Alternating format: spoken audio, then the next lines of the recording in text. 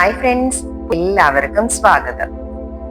വിജയമുറപ്പാക്കുന്ന 7 Japanese ശീലങ്ങളെ കുറിച്ച് ഇന്ന് നമുക്ക് പഠിച്ചാലോ.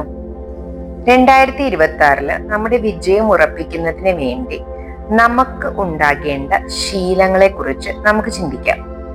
ഒന്നാമത്തേതാണ് അതിരാവിലെ ഉണരണം. എന്തിനാണ് അതിരാവിലെ ഉണരേണ്ടത്? പലരും ചിന്തിക്കുകയും ചോദിക്കുകയും ചെയ്യുന്ന ഒരു കാര്യമാണിത്. ഈ ലോകത്തിലെ തന്നെ വിജയികളായിട്ടുള്ള ഓരോരുത്തരുടെയും റുട്ടീൻസ് എടുത്ത് നോക്കിയാൽ അവർക്ക് എല്ലാവർക്കും ഒരു മോർണിംഗ് റുട്ടീൻ ഉണ്ടെന്നുള്ളത് നമുക്ക് എല്ലാവർക്കും കാണാൻ സാധിക്കുന്ന ഒരു കാര്യമാണ്.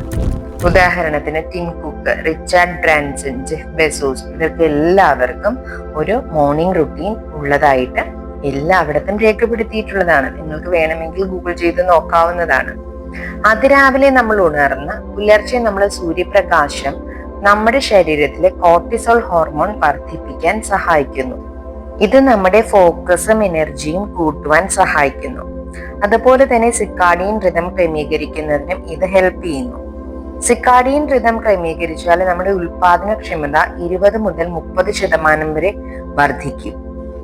പുലർച്ചെ പ്രപഞ്ചം മുഴുവൻ സൈലൻസിലായിരിക്കുമ്പോൾ നമുക്കും സൈലൻസിലായിരുന്നുകൊണ്ട് നമുക്ക് വേണ്ട കാര്യങ്ങളെ വിഷ്വലൈസ് ചെയ്യാനായിട്ട് എളുപ്പമായിരിക്കും. അങ്ങനെ നമ്മൾ പുലർച്ചെ വിഷ്വലൈസ് ചെയ്യുന്ന കാര്യങ്ങൾ സംഭവിക്കാനുള്ള സാധ്യത വളരെ കൂടുതലാണ്. കാരണം നമ്മുടെ എനർജി യൂണിവേഴ്സൽ എനർജിയുമായിട്ട് സിങ്ക് ആവുന്ന ഒരു സമയമാണത്. അപ്പോൾ നമ്മൾ വിഷ്വലൈസ് ചെയ്യുന്ന കാര്യങ്ങൾ നമ്മുടെ ജീവിതത്തിൽ നമ്മൾ ഇന്റൻഷനോട് കൂടി നമ്മൾ അത് ജീവിതത്തിലേക്ക് കൊണ്ടുവന്ന് കഴിയുമ്പോൾ അത് നമ്മുടെ ജീവിതത്തിൽ സംഭവിക്കുക തന്നെ ചെയ്യും. ആപ്പിളിന്റെ CEO 3:45 എഴുന്നേറ്റ് ഇമെയിലുകൾ ചെക്ക് ചെയ്ത് അദ്ദേഹത്തിന്റെ ദിവസം പ്ലാൻ ചെയ്യുന്നു എന്നാണ് പറയുന്നത്. അപ്പൊ പുലർച്ചെയുള്ള നമ്മുടെ ജീവിത രീതി, അതിരാവിലെ ഉണരുന്നത്, നമ്മുടെ മോർണിംഗ് റുട്ടീൻ സെറ്റ് ചെയ്യുന്നത് നമ്മുടെ വിജയത്തിന് അനിവാര്യമാണ്. നിങ്ങൾക്ക് ഇതിനൊക്കെ മനസ്സിലായിട്ടുണ്ടല്ലോ. നിങ്ങൾ ഇന്ന് തൊട്ട് സ്റ്റാർട്ട് ചെയ്ത് നോക്കൂ. നിങ്ങൾ അതിരാവിലെ ഉണർന്നെഴുന്നേൽക്കുന്ന ഒരു ദിവസം നിങ്ങൾക്കുള്ള പ്രൊഡക്ടിവിറ്റിയും നിങ്ങൾക്കുള്ള ഫോക്കസും എനർജിയും നമ്മൾ വൈകി ഉണരുന്ന ദിവസങ്ങളിൽ നമുക്കുണ്ടോ? തീർച്ചയായിട്ടും ഉണ്ടാകില്ല. കാരണം ഞാനത് അനുഭവിച്ച ഒരു വ്യക്തിയാണ്. ഉണർന്ന് എഴുന്നേറ്റ ഉടനെ തന്നെ നമ്മൾ ചെറിയൊരു ചിരിയോടെ, നന്ദിയോടെ തുടങ്ങുക. അതായത് ഇന്നത്തെ ദിവസം വിജയമാക്കി മാറ്റുന്നതിന് നമ്മൾ ആ ഒരു ഗ്രാറ്റിറ്റ്യൂഡോട് കൂടി വേണം എഴുന്നേറ്റ് വരുന്നതിന് വേണ്ടിയിട്ട്. ഗ്രാറ്റിറ്റ്യൂഡ് എന്ന് പറഞ്ഞാൽ നമ്മുടെ ഹൃദയത്തിന്റെ ഓർമ്മയാണ്, അല്ലെങ്കിൽ മെമ്മറിയാണ്. പുതിയൊരു പ്രഭാതം, പുതിയൊരു ദിവസം കൂടി നമുക്ക് ലഭിച്ചതിന് നന്ദി പറഞ്ഞുകൊണ്ട് വളരെ സന്തോഷത്തോടെ ചിരിച്ചുകൊണ്ട് ഉണർന്ന് എഴുന്നേറ്റ് വരിക. ഉടനെ തന്നെ നിങ്ങളുടെ കിടക്കവിരി റെഡിയാക്കി ഇടുക. നമ്മുടെ റൂം എപ്പോഴും നീറ്റ് ആയിട്ടിരിക്കുമ്പോൾ നമുക്ക് ആ റൂമിലേക്ക് കയറുമ്പോൾ ഒരു പോസിറ്റീവ് എനർജി അല്ലേ. അതിനകത്ത് ഏറ്റവും ഇമ്പോർട്ടൻ്റ് ആയിട്ടുള്ള ഒരു കാര്യമാണ് നമ്മുടെ ബെഡ്. നമ്മുടെ കിടക്കവിരിയും നമ്മുടെ പുതപ്പും എല്ലാം നല്ല വൃത്തിയായിട്ട് മടക്കി വെച്ച് കഴിഞ്ഞാൽ നമ്മൾ ആ റൂമിലേക്ക് കയറുമ്പോൾ തന്നെ നമുക്കൊരു പോസിറ്റിവിറ്റി കിട്ടാൻ അത് ഹെൽപ്പ് ചെയ്യും. അതുകൂടാതെ നിങ്ങളുടെ ടോയ്ലറ്റ് എപ്പോഴും വൃത്തിയായിട്ട് സൂക്ഷിക്കുക. അതായത് ജപ്പാൻകാര് പറയുന്നത് rest room is the face of the household എന്നാണ്. അതായത് ആ റെസ്റ്റ് റൂമിൽ കയറിയാൽ അറിയാം ആ വീടിന്റെ വൃത്തി. നമ്മളപ്പോ എപ്പോഴും നമ്മുടെ ടോയ്ലറ്റ് മറ്റുള്ളവർക്കും നമുക്കും എല്ലാം പ്ലസന്റ് ആയിട്ട് ഉപയോഗിക്കാവുന്ന രീതിയിൽ നല്ല വൃത്തിയായിട്ട് സൂക്ഷിക്കുക. അടുത്തതായിട്ടുള്ള ശീലമാണ് എന്തിലും ഏതിലും സന്തോഷം കൊണ്ടുവരിക. ഇപ്പൊ നമ്മൾ 5 ശീലങ്ങൾ പറഞ്ഞു. 1 അതിരാവിലെ ഉണരണം, 2 നന്ദിയോടെ തുടങ്ങുക, 3 കിടക്കവിരി ശരിയാക്കുക, 4 നിങ്ങളുടെ ടോയ്ലറ്റ് എപ്പോഴും വൃത്തിയായിട്ട് സൂക്ഷിക്കുക, 5 എന്തിലും ഏതിലും സന്തോഷം കൊണ്ടുവരിക. അതായത് നിങ്ങൾ 24/7 ഹാപ്പി ആയിട്ടിരിക്കുക.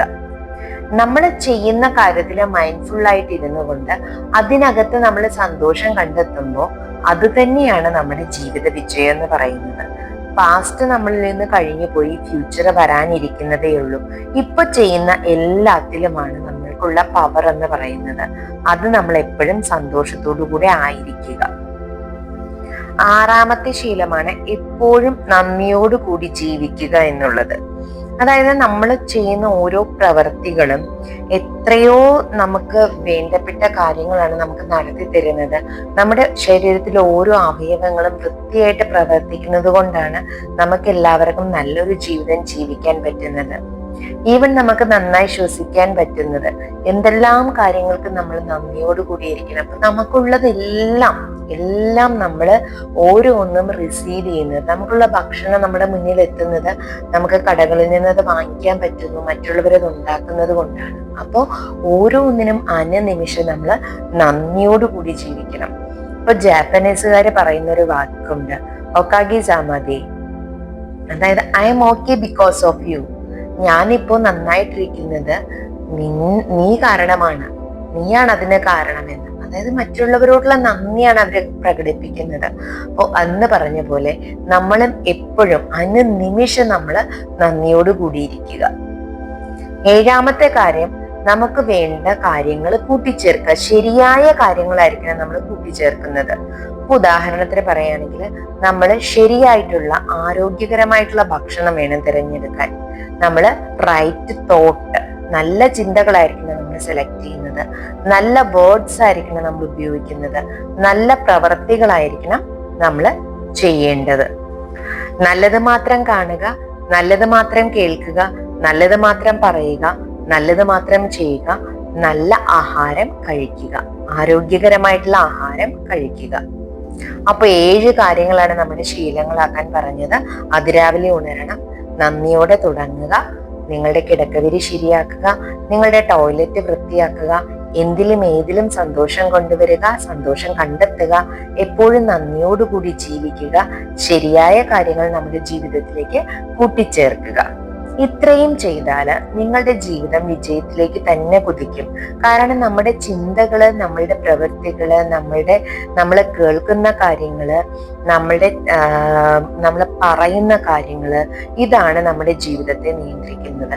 ഇത്രയും മനസ്സിലാക്കിയാൽ തന്നെ നമുക്ക് വേണ്ട കാര്യങ്ങൾ നേടിയെടുക്കാൻ നമുക്ക് പർപ്പസ്ഫുള്ളി അല്ലെങ്കിൽ നമുക്ക് മനഃപൂർവ്വമായിട്ട് അതിനകത്തേക്ക് ഫോക്കസ് ചെയ്യാൻ പറ്റും.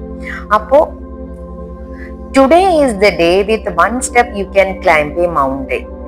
ഒരു മല കയറുന്നതിന് വേണ്ടിയിട്ട് എന്തായാലും ആദ്യം ഒരു സ്റ്റെപ്പ് എടുത്ത് വെച്ചേ പറ്റുള്ളൂ. ആ ഒരു സ്റ്റെപ്പ് നിങ്ങൾ ഇന്ന് എടുത്ത് വെക്കുക.